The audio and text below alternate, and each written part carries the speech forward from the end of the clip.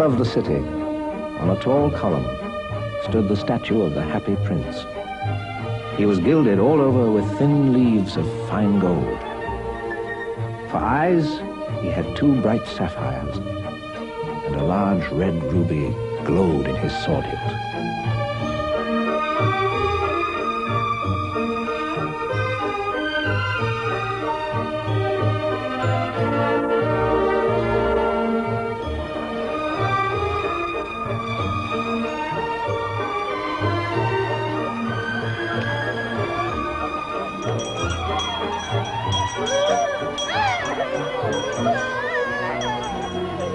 Stop this crying.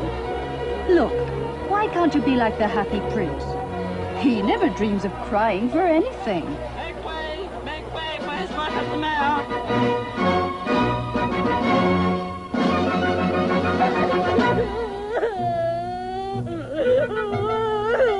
Why? On my soul, 'tis a little lad. How can you cry so much in my beautiful city? Is not the Happy Prince smiling down upon you? Nay?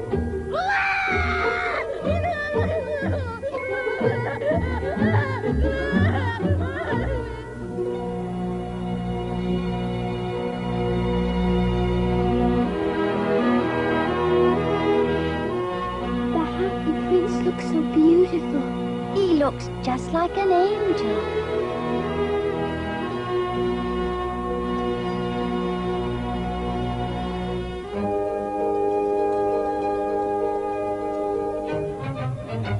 The statue of the Happy Prince must surely be the finest in all Christendom. I doubt if I could have designed a better one myself.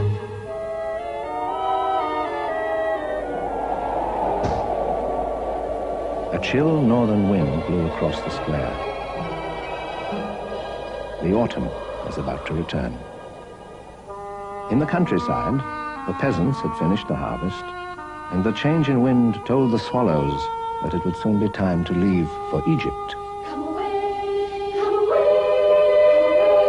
come away, come away, come, let us fly to the land of sunshine, come, let us fly to the skies of blue, we would drab and dreary weather, come where the sun is awaiting you, don't hesitate to relate and you will miss all the fun that we have in store, we'll be together constantly, birds of a feather we will be, happy as one big family, we will fly to the skies of blue.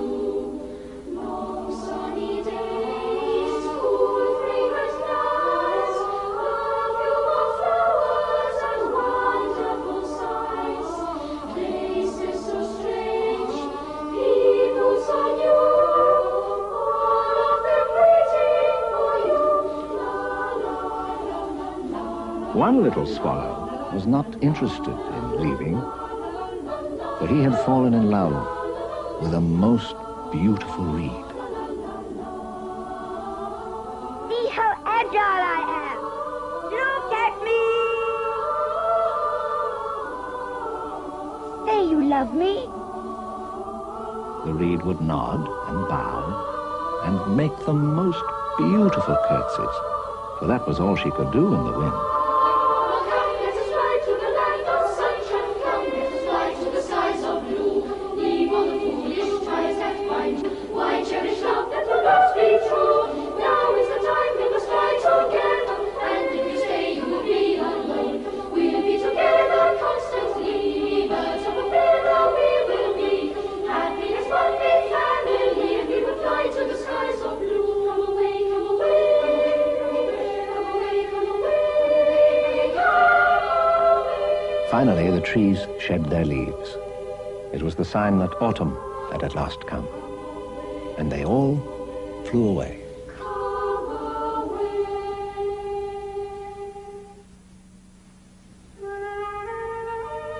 Several weeks passed, and the little swallow felt quite lonely and began to tire of his lady love.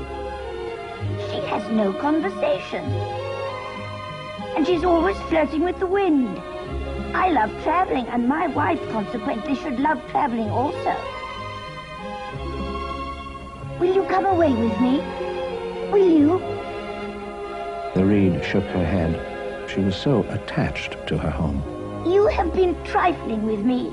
Well, you shan't see me again. I am off to the pyramids. Goodbye. All day long, the little swallow flew. By nighttime, he arrived at the city.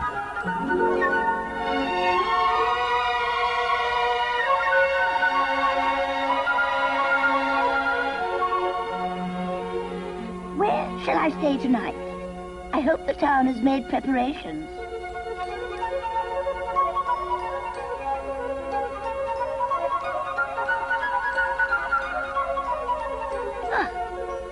Such a fine decision, with plenty of fresh air, and I have a golden bedroom. What's that?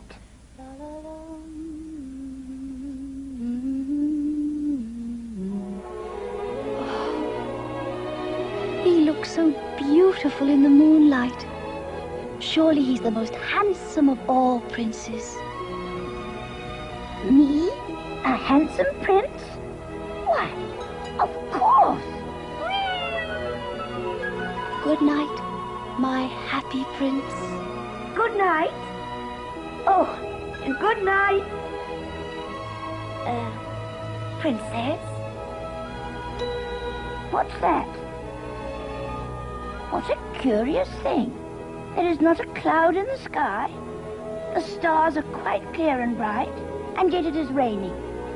What a dreadful climate. What is the use of a statue if it cannot keep the rain off? I must find myself a good chimney pot.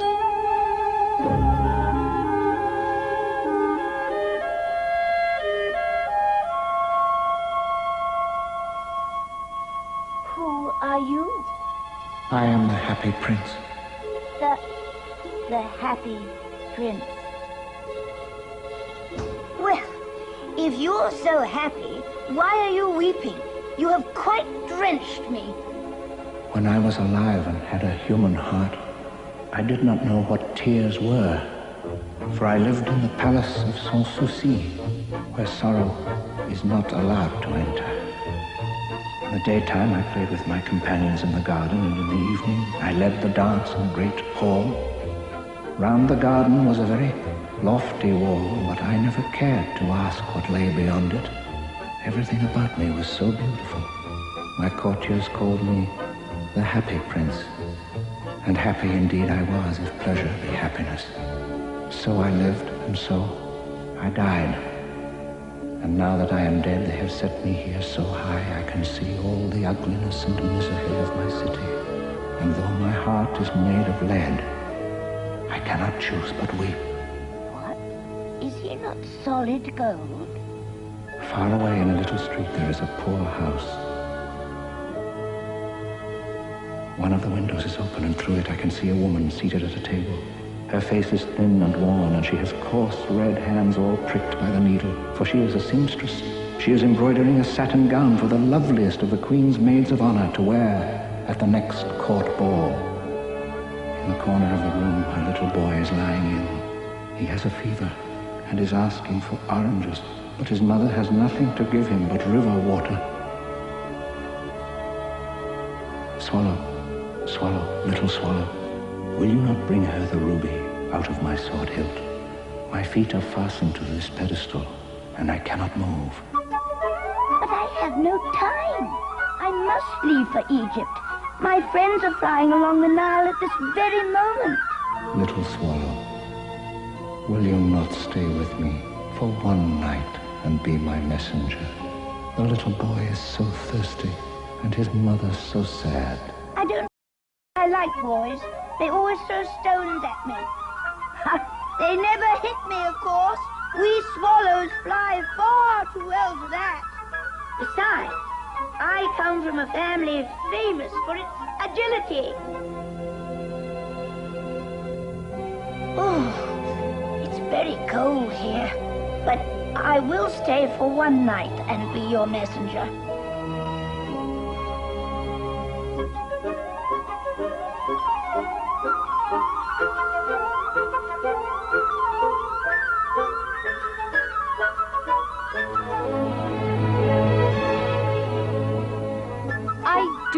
my gown will be ready in time for the state ball. But the seamstresses are so lazy and unreliable.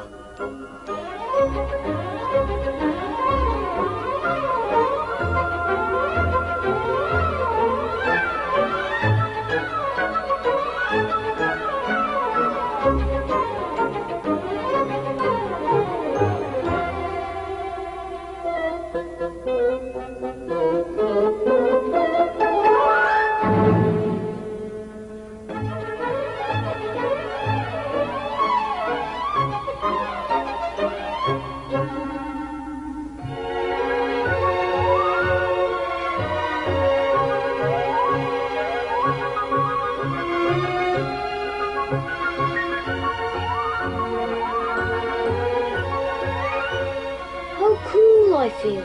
I must be getting better.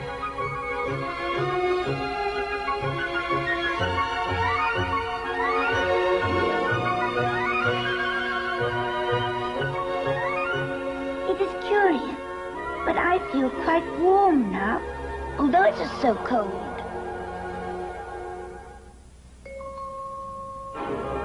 When day broke, the little swallow flew down to the river to bathe. What a remarkable phenomenon, a swallow in winter, said the professor of ornithology as he was passing over the bridge. Tonight I go to Egypt. Tonight I go to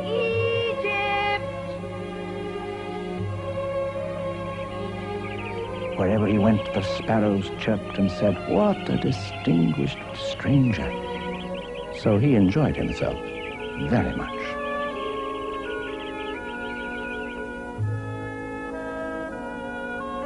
Have you any commissions in Egypt? I am just starting. Swallow, little swallow, far across the city, I see a young man in a garret. He's trying to finish a play for the director of the theater, but he is too cold to write anymore. There is no fire in the grate, and the hunger has made him faint.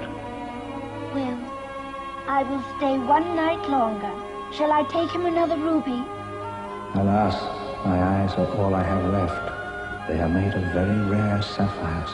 Pluck one out and take it to him so he can sell it for firewood and finish his play.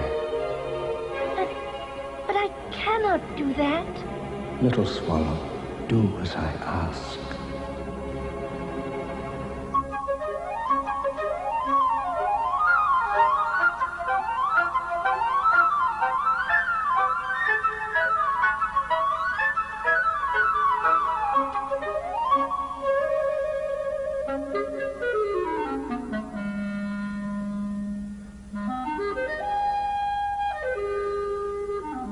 How could I have overlooked such a valuable gift? It must be from some great admirer. Now I can finish my play. It's getting cold. It is time to leave.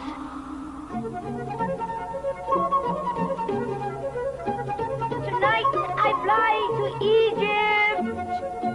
Goodbye. I am off to Egypt.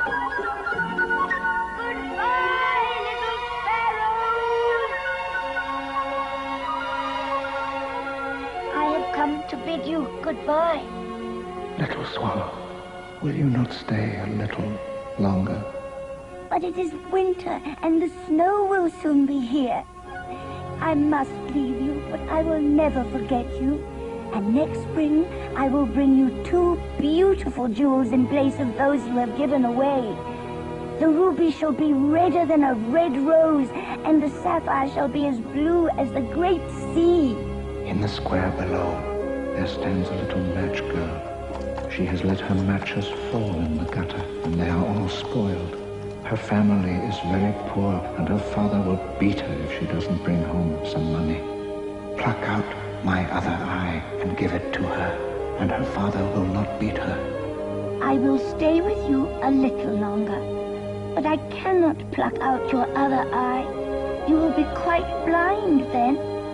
Little swallow, do as I ask of you.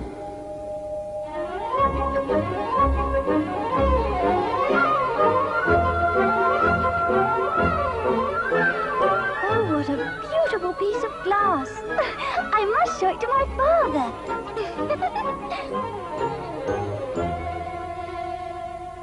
You are blind now. So I will stay with you, always. No, little swallow. You must go away to Egypt. I will stay with you, always. As the days passed, the little swallow never left the prince's side. He sat on his shoulders and told him many stories of what he had seen in strange lands. He told him of the red ibises that stand on the banks of the Nile and catch goldfish in their beaks, and of the king of the mountains of the moon, who is as black as ebony and worships a large crystal. Dear little swallow, you tell of marvelous things, but more marvelous than anything is the suffering of men and women. There is no mystery so great as misery. Fly over my city, little swallow, and tell me what you see there.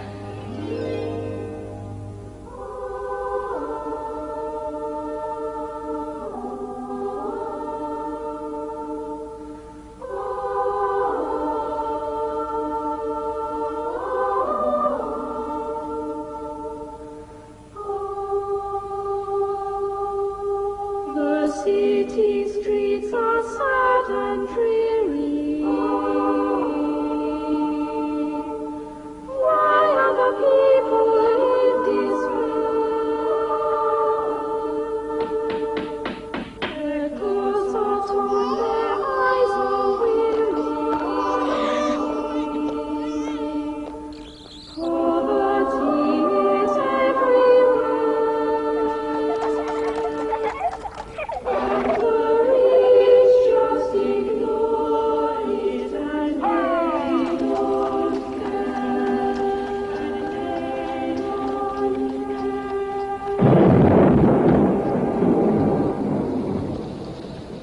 The children huddle close together, ragged and torn, their feet are bare. They bravely face the wintry weather. There's no fireside they can share, and the rich just ignore them and they don't care. Where is the justice in all that I see? There is no justice in poverty.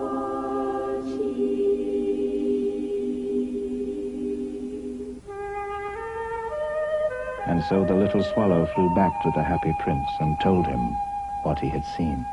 I am covered with fine gold. You must take it off leaf by leaf and give it to my poor. The living always think that gold can make them happy.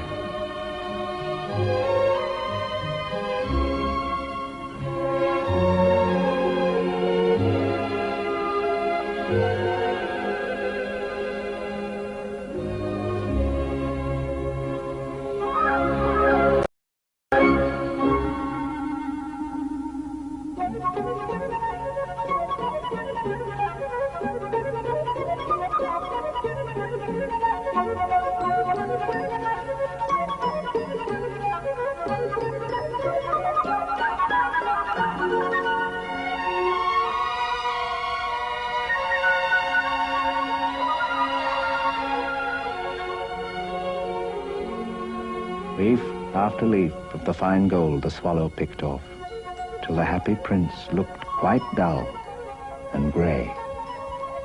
Leaf after leaf of the fine gold he brought to the poor,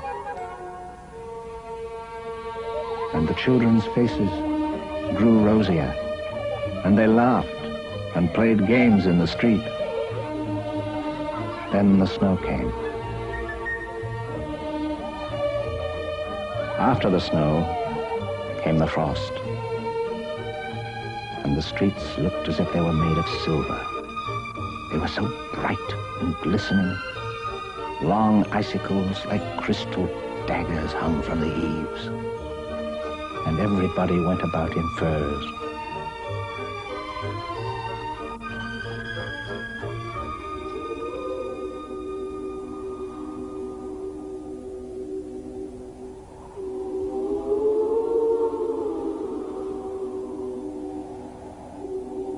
Goodbye, dear Prince. Will you let me kiss your hand? I am glad that you are going to Egypt at last, little swallow. You've stayed here too long, but you must kiss me on the lips, for I love you. It is not to Egypt I am going.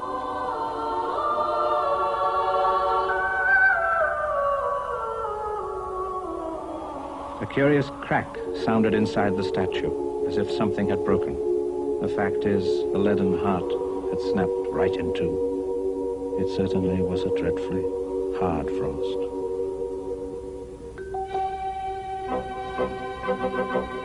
Dear me, how shabby the Happy Prince looks. Shabby, shabby, terrible, dreadful. The ruby has fallen from his sword. His eyes have gone, and he is golden no longer. In fact, he is little better than a beggar. Little better than a beggar. And there is actually a dead bird at his feet. We must issue a proclamation that birds are not allowed to die here. Birds are not allowed to die here. As he is no longer beautiful, he is no longer useful. Our city needs a new statue, and I shall ask for the privilege of designing it. So they pulled down the statue of the Happy Prince and melted it down in a furnace. The mayor held a meeting of the corporation to decide what was to be done with the metal. I would consider it a privilege to design a new statue. Of course you can. And it shall be a statue of myself.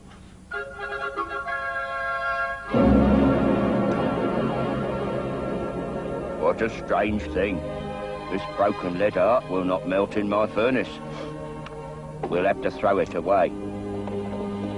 And so they threw it on a dust heap, where the dead swallow was also lying. Bring me the two most precious things in the city, said God to one of his angels.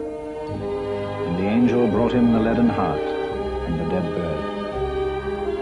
You have rightly chosen, said God. For in my garden of paradise this little bird shall sing forevermore.